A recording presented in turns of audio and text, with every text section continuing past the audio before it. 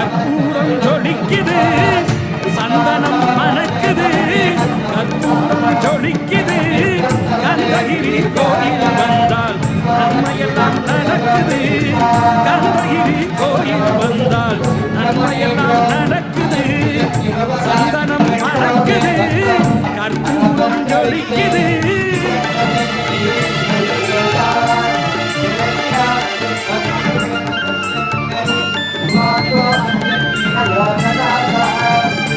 நித்தமும் பாலிலே நீராட்டுவோம், பச்சை நிறத்திலே பட்டாடை நாம் கட்டுவோம்.